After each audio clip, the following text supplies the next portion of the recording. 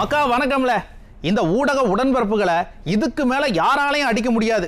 ஐயா எடப்பாடி கே பழனிசாமி திமுகவுக்கு காவடி தூக்குற சில பத்திரிகையாளர்களோட பொய்யை அம்பலப்படுத்தியிருக்கிறாரு. ஒரு மனுஷன் முகத்தை தொடைக்கூடாதா, அதை எடுத்து வச்சுட்டு முகத்தை பூண்டிட்டு போறாருன்னு பொய் பேசுவீங்களா? நாட்டில் எவ்வளவோ கொலை கொள்ளைன்னு நடக்குது, அதை ஏன் பேச மாட்டேங்கன்னு முகத்தை துடைக்கிறது என்னப்பா அரசியல், வெக்கமா இருக்குன்னு பல கேள்விகளை எதிர்க்கட்சி தலைவர் கேட்டிருக்கிறாரு. ஊடக உடன்பிறப்புகள் இனியாச்சும் திருந்துவாங்கன்னு நினைக்கிறீங்க? வாய்ப்பே இல்லை. இவங்க சொல்ற பொய்யெல்லாம் நாம தான் உடைக்கணும். சரி மக்களே, போய் குறுஞ்செய்தியை பார்த்துட்டு வாங்க, விரிவான செய்திகளை பார்ப்போம்.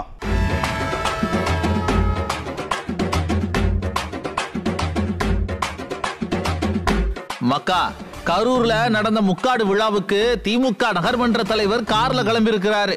அவர் பட்டியல் சமூகத்தை சேர்ந்தவங்கிறதுனால அவரை அவமானப்படுத்தியிருக்காங்களாம் உடன்பிறப்புகள். இந்த கட்சிக்கு முக்காடு விழா ஒரு கேடா?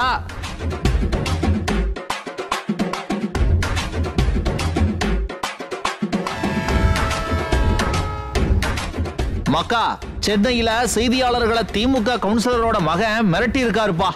கெட்ட கெட்ட வார்த்தையில பேசுனதோட மட்டுமல்லாம என்ன ஒண்ணு செய்ய முடியாதுன்னு வேற மிரட்டி இருக்கிறாரு. இது எந்த ஊடகமாவது கண்டிக்குமா அல்லது விவாதம் பண்ணுவாங்களான்னு மக்கள் கேட்கிறாங்க.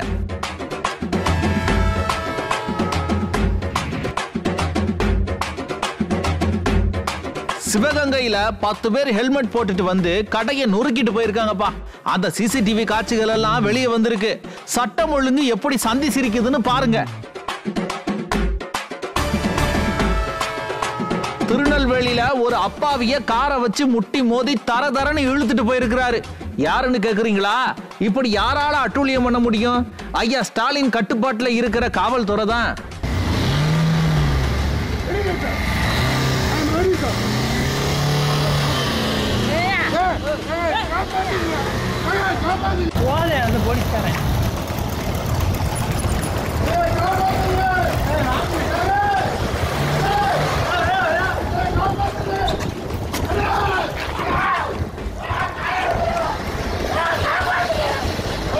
குழந்தைய கூட விடாம பாலியல் வன்கொடுமை பண்றாங்க. அவங்களெல்லாம் பிடிக்க முடியல. அப்பாவிங்க கிட்ட வந்து வீரத்தை காட்டிட்டு அட நான் சொல்லல, மக்கள் கழுவி ஊத்துறாங்க. குறுஞ்செய்திகளை பார்த்துட்டோம், வாங்க விரிவான செய்திகளையும் பார்த்துடுவோம். அண்ணன் செந்தில் பாலாஜி ஏற்பாட்டில் திமுகவின் முக்காடு விழா ரொம்ப சீருஞ்சிறப்புமா நடந்திருக்கு. ஒரு நிகழ்ச்சியை உருப்படியாக நடத்த முடியல. இவர் கொங்கு மண்டல தளபதியான்னு உடன்பிறப்புகள் அண்ணன் செந்தில் பாலாஜியை பார்த்து சிரிக்கிறாங்க. நிகழ்ச்சி ஆரம்பிச்சதுல இருந்தே சொதப்பலோ சொதப்பல். அது சரி, மதுப்பிரியர்கள் சாபம் சும்மா விடுமா?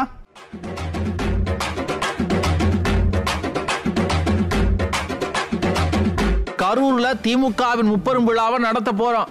அது அண்ணன் செந்தில் பாலாஜியின் ஏற்பாடுன்னு தெரிஞ்சதும் இந்த நிகழ்ச்சி உருப்படவே கூடாதுன்னு தமிழ்நாடு முழுக்க இருக்கிற மதுப்பிரியர்கள் வேண்டாத தெய்வம் இல்ல. ஏன்னு கேட்டீங்கன்னா, பாட்டிலுக்கு 10 ரூபா அதிகம் வாங்கி கொள்ளையடிச்ச காசுல தானே விழா நடக்குது. அது நல்லா நடக்க கூடாதுன்னு வயிற்றெரிச்சலோட சொன்னாங்க. அவங்க வேண்டுதலோ என்னவோ தெரியல, விழாவுல பல குழப்பங்கள். முதல்ல விழாவை தலைமையேற்று நடத்த வேண்டிய திமுக பொதுச் செயலாளர் துரைமுருகன் விழாவுக்கே வரல. அவருக்கு பதிலா விழாவை தலைமையேற்று நடத்தின ஐயா TR பாலு விழா ஆரம்பிச்சதுல இருந்தே கடுன்னு இருந்தாரு. ஆனா பேச கூப்பிட்டப்ப கூட பேசாம ஸ்டாலின் பேசுவாரு அப்படின்னு சொல்லிட்டு கிளம்பிட்டாரு.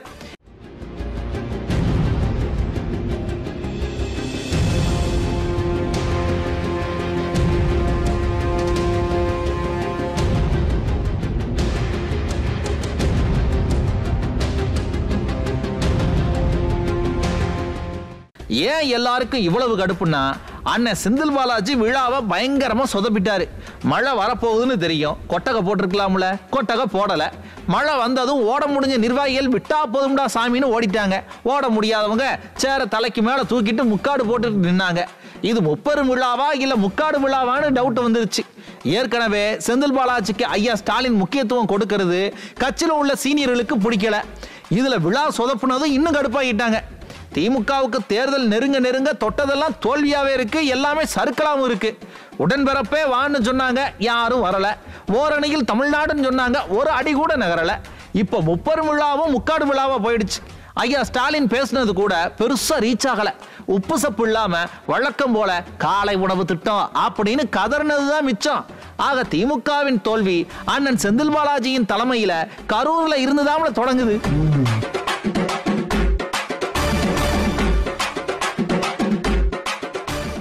அதிமுக காரங்களுக்கு திராவிடம்னா என்னன்னே தெரியாதான். ஆமா, இளமை புகுத்தி விடும்னு 1331வது குறளை எழுதின வள்ளுவர், வாழும் திருவள்ளுவர் ஐயா ஸ்டாலின் சொல்லியிருக்கிறார். சார், உங்க கட்சியில ஜாதி பிரச்சனை பெரும் பிரச்சனையா இருக்கான். பட்டியல் சமூகத்தை சேர்ந்த மாவட்ட கவுன்சிலர் ஒருத்தர் புலம்பி வீடியோ போட்டிருக்கிறாரு. எத்தனை நாளைக்கு சும்மா வாயிலேயே மத்தளம் வாசிச்சு ஏமாத்துவீங்க? வெக்கமா இல்லையா? ஐயா, நான் கேட்கல, அதிமுக காரங்க கேட்கிறாங்க. அதிமுக காரங்களுக்கு திராவிடம்னா என்னன்னு தெரியுமான்னு ஐயா ஸ்டாலின் கிடுக்குப்பிடி கேள்வி கேட்டிருக்கிறாரியா. அவருக்கு நாம எந்த கேள்வியும் கேட்க தேவையில்ல. ஐயா தலைமையில இருக்கிற திமுகவுல கொள்கையே இல்லைன்னு அவங்க கட்சி உடன்பிறப்புகளே சொல்றாங்க. முதலமைச்சர் திட்டத்திலேருந்து விளையாட்டு பொருள் கொடுத்தாங்க. அந்த பொருளுக்கு நம்மளை கூப்பிடல, வார்டு நம்பரும் கூப்பிடல. நான் பிடிசி ஃபோன் பண்ணி கேட்டேன், நீங்கள் யாருன்னே தெரிலன்றாரு. தெரியல, ஏங்க தெரியலனா தெரியல, உங்களை போடணும் அவசியமே கிடையாதுன்றார் பிடிசி. இது பார்த்தீங்கன்னா ஜாதி மூலிமா போகுது. நான் எஸ்சின்றதுனால எந்த நிகழ்ச்சியும் எனக்கு கோபத்தில் இது ரொம்ப கண்டிக்கிறோம் நாங்கள்.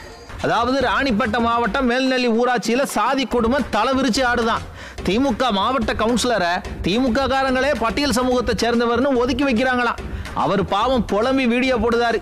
ஒரு வீடியோ மட்டும் நினைக்காதீங்கப்பா, இன்னொரு நகர்மன்ற தலைவரும் புலம்பி போராட்டம் பண்ணி வீடியோ போட்டிருக்கிறாங்க. நான் ரஷனேத்தி கரூர் முப்பெரும் விழாவுக்கு போனோம். வண்டி எடுக்க வந்தேன். வண்டி எடுக்கும்போது ஆர்சின்ற பையனை எடுத்துகிட்டு வந்தாங்க. நீ எப்படி வண்டி எடுத்துகிட்டு போய் கொண்டு கொடுக்குறதுன்னு சொல்லி ஆணையரும் மேனேஜரும் கேட்குறாங்க. அவங்க எடுத்துகிட்டு போய் விற்றுட்டாங்கன்னா என்ன பண்ணுவீங்க அப்படின்னு சொல்லி அவனுக்கு சஸ்பெண்ட் ஆர்டர் கொடுக்குறாங்க. தாழ்த்தப்பட்ட சமுதாயங்கிறதுனால இந்த கவுன்சிலர் மேனேஜரும் இண்டிவிஜுவலாக இது பண்ணுவாங்களா, நடவடிக்கை எடுப்பாங்களா? அதை சஸ்பெண்ட் ஆர்டரை எதுக்கு கொடுக்குறீங்கன்னு அதுக்கோசரம் தான். எதுக்காக அவன் என்ன செஞ்சான், எதுக்காக சஸ்பெண்ட் ஆர்டர் கொடுக்குறீங்க? யாரும் நான் எடுத்துகிட்டு தண்ணி செய்ய எடுத்துகிட்டு போய் செயல்படக்கூடாத சேரணும், அவ்வளோதான். கடலூர் மாவட்டம் திட்டக்குடி நகர்மன்ற தலைவர் பட்டியல் சமூகத்தை சேர்ந்தவர். அவரை சொந்த கட்சிக்காரங்க, அதாவது திமுக கும்பல் அவங்கள அவமானப்படுத்திட்டு இருக்கு. ஸ்டாலின் சார், இப்படி பட்டியல் சமூக மக்களை கேவலப்படுத்துறது தான் அறிவாலயத்தோட திராவிடமா? கொள்கைன்னு பேச உங்க கட்சிக்காரங்களுக்கு ஏதாவது தகுதி இருக்கா சார்? அவங்க உள்ள வந்துடுவாங்க, இவங்க உள்ள வந்துடுவாங்கன்னு ஊருக்கு உபதேசம் பண்றதுக்கு முன்னாடி முதல்ல உங்க கட்சிக்குள்ள இருக்கிற இப்படிப்பட்ட வெறி பிடிச்ச கும்பலுக்கு பாடம் நடத்துங்க.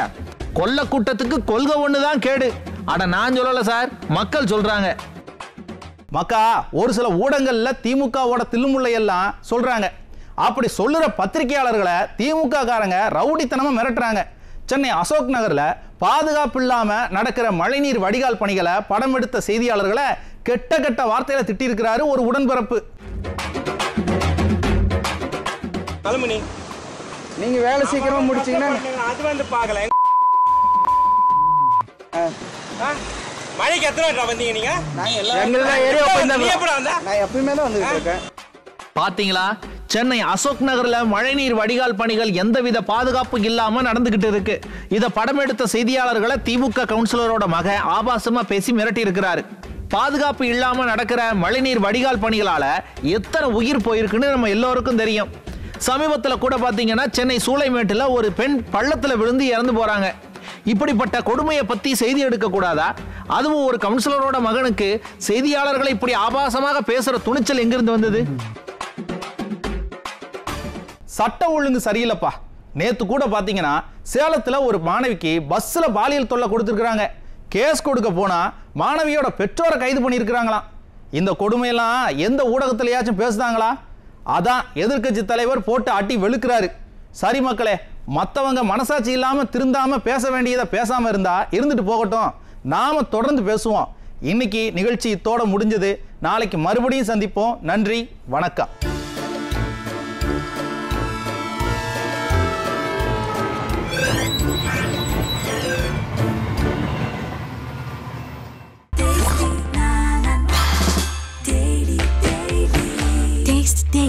Taste the Daily.